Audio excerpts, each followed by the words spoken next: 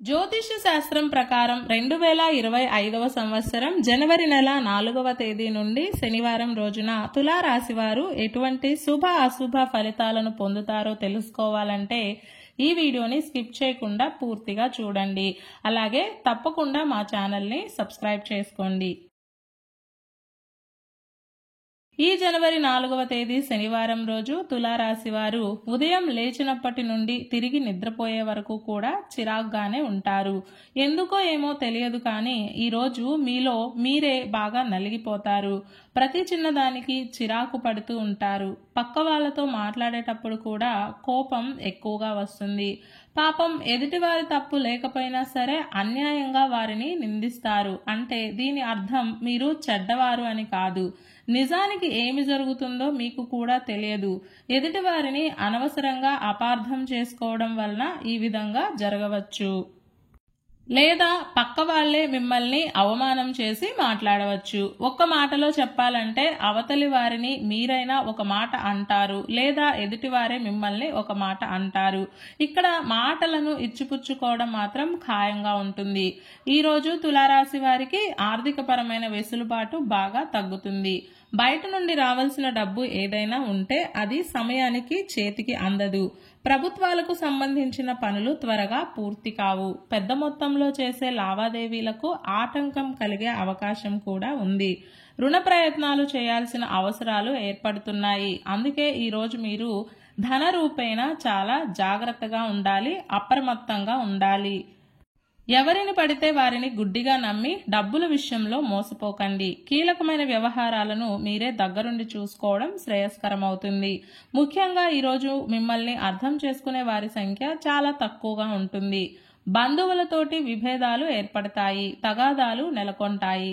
గంటకో గలాట, పూటకో తగాదా అన్నట్లుగా రోజు గడుస్తుంది. అవగాహన రాహిత్యం చోటు చేసుకుంటుంది. ఇంట మరియు బయట ఒత్తిడితో కూడుకున్న వాతావరణమే ఉంటుంది. నిద్రాహారాల విషయంలో జాగ్రత్తలు పాటించుకోవాలి. మొత్తం మీద తులారాశి వారు ఈ రోజంతా జాగ్రత్తగానే ఉండాల్సి ఉంటుంది. ముఖ్యంగా మాట తీరు విషయంలో అప్రమత్తంగా ఉండాలి. ఈ శనివారం రోజు తులారాశి వారు ఆకుపచ్చ రంగు దుస్తులను ధరించకండి. కాలభైరవ అష్టకాన్ని పారాయణం చేయండి. ఈ శనివారం రోజున ఉన్నటువంటి దివ్యమైన తిథి పంచమి. నక్షత్రం శతభిష నక్షత్రం. రాహుకాలం ఉదయం 9 గంటల నుండి 10 గంటల 30 నిమిషాల వరకు. యమగండం మధ్యాహ్నం 1 గంట 30 నిమిషాల నుండి 3 గంటల వరకు. అలాగే ఈ రోజు యొక్క శుభ సమయాలు ఉదయం 11 గంటల నుండి 12 గంటల వరకు.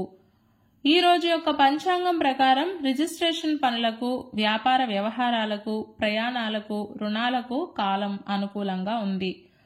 రోజువారీ సాధారణ కార్యక్రమాలకు మాత్రమే కాలం అనుకూలంగా ఉంది. ఈ రోజంతా శుభప్రదంగా సాగడానికి, అన్ని పనులు సక్రమంగా పూర్తి కావడానికి, అలాగే విజయం పొందడానికి సుబ్రహ్మణ్య స్వామి వారి ఆరాధన చెయ్యాలి. సుబ్రహ్మణ్య అష్టకాన్ని గాని, సుబ్రహ్మణ్య శతనామ స్తోత్రాన్ని గాని పారాయణం చేసి దినచర్యను ప్రారంభం చేస్తే అంతా శుభమే కలుగుతుంది. ఇంకా మీకు వీలైతే సుబ్రహ్మణ్య ఆలయానికి వెళ్లి స్వామివారి దర్శనం చేసుకొని తీర్థ ప్రసాదాలు స్వీకరించిన తరువాత ముఖ్యమైన పనులు ప్రారంభం చేయండి. అంతా శుభమే కలుగుతుంది. ఈ శనివారం రోజు శ్రీమన్నారాయణులను పూజించి విష్ణు సహస్రనామ స్తోత్రాలను పారాయణం చేస్తే మనోభీష్ట ఫలిస్తుంది. ఈ శనివారం రోజు మనమంతా ఓం కామధేనువే నమః అనే మంత్రాన్ని పదే పదే జపిస్తూ ఉండాలి. కుటుంబ సభ్యుల మధ్య ఉండే అహంకారం తొలగిపోయి ఇల్లంతా ప్రశాంతంగా సంతోషంగా ఉండడానికి ఈ శనివారం రోజు సాయంత్రం శివలింగాన్ని గరికతో పూజించాలి. అలాగే భక్తి శ్రద్ధలతోటి నిర్వాణాష్టకాన్ని పారాయణం చేయాలి.